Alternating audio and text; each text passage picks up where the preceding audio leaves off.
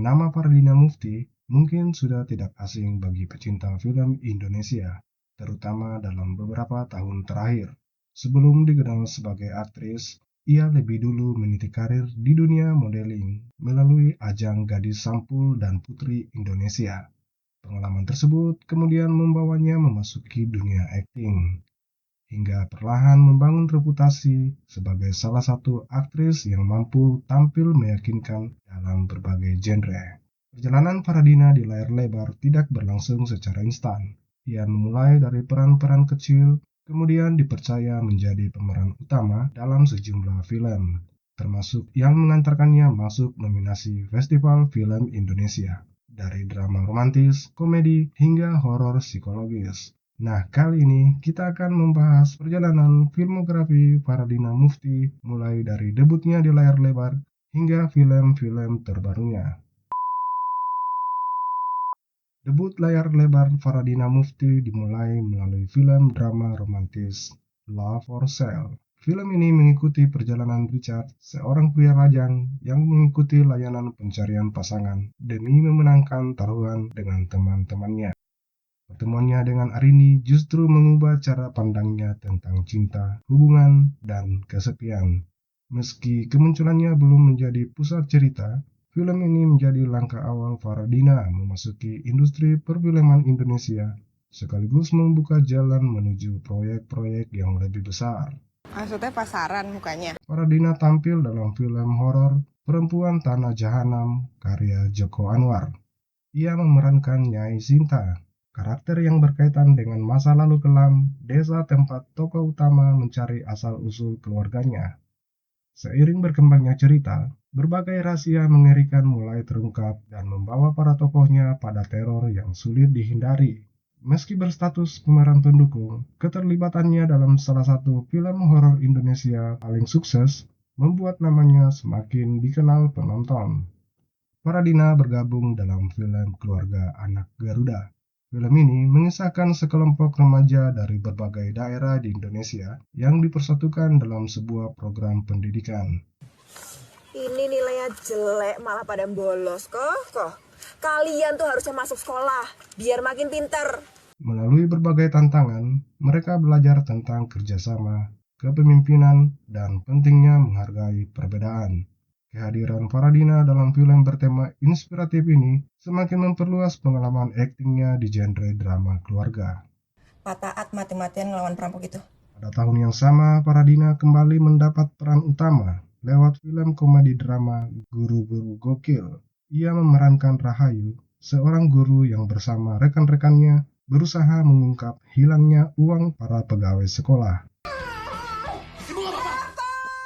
Di balik balutan komedi, film ini juga menyampaikan kritik sosial mengenai dunia pendidikan dan pentingnya solidaritas. Penampilannya sebagai Rahayu mendapat apresiasi luas dan mengantarkan Fardina masuk nominasi pemeran utama wanita terbaik di Festival Film Indonesia, menjadi salah satu pencapaian terbesar dalam karirnya.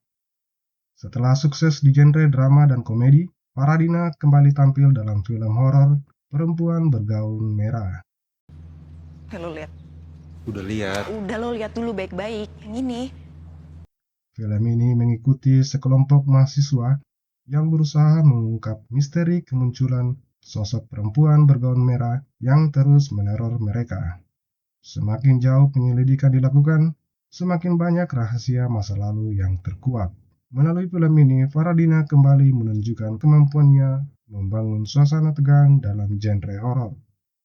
Di tahun yang sama, Fardina bergabung dalam tim laga superhero Sri Asih. Ia berperan sebagai Renjana.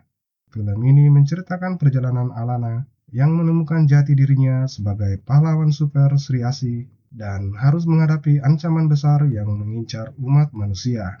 Kehadiran Renjana menjadi bagian dari cerita yang memperluas semesta bumi langit. Keterlibatan dalam proyek berskala besar ini semakin memperkaya variasi genre yang pernah dibintangi Fardina.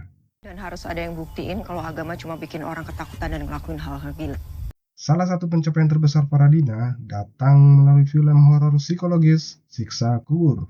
Ia memerankan Sita, perempuan yang sejak kecil mempertanyakan keyakinannya terhadap konsep siksa kubur setelah mengalami tragedi dalam keluarganya. Pencarian jawaban tersebut justru membawanya pada pengalaman yang menguji kepercayaan dan keberaniannya. Sebagai tokoh utama, Faradina berhasil menampilkan emosi yang kompleks sepanjang film, menjadikan siksa kubur sebagai salah satu penampilan paling menonjol dalam perjalanan karirnya. Adil, Faradina Mufti tampil dalam film Tepatilah Janji sebagai Tari. Film ini disutradarai Garin Nugroho dan merupakan kelanjutan dari film Kejarlah Janji. Ceritanya membawa persoalan politik ke dalam sebuah keluarga. Padahal kemarin desanya baru aja dapat penghargaan Desa Maju 2024. Tapi emang kepala desanya aja yang nggak mau kecolongan. Tari yang diperankan Faradina merupakan istri Adam. Karena itu, posisi Tari cukup menarik. Ia tidak hanya menjadi bagian dari kehidupan rumah tangga Adam, tetapi juga ikut merasakan dampak ketika ambisi politik suaminya mulai memengaruhi keluarga. Film ini memadukan drama politik dengan komedi dan percintaan.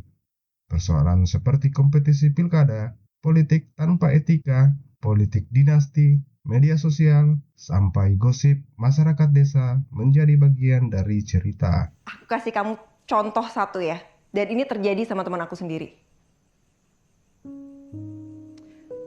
Dulu dia dibutakan sama jabatan. Peran Tari menjadi tambahan yang penting dalam filmografi Faradina karena memperlihatkan sisi aktingnya dalam drama, keluarga dan politik, bukan sekedar horor atau thriller. Faradina kembali dipercaya sebagai pemeran utama melalui film thriller psikologis Legenda Kelam Maling Kundang. Liv, ini pertama kali aku bakal ketemu sama ibu kamu sejak kita kenal. Film ini menghadirkan interpretasi modern dari legenda Maling Kundang dengan sentuhan misteri dan konflik keluarga. Ceritanya mengeksplorasi hubungan antara seorang anak dan ibunya melalui pendekatan yang lebih gelap dan realistis.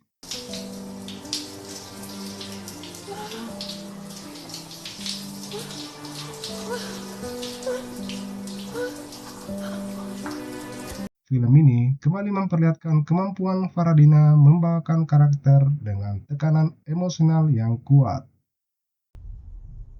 Aku rasa kamu gak perlu sembuh deh, Liv.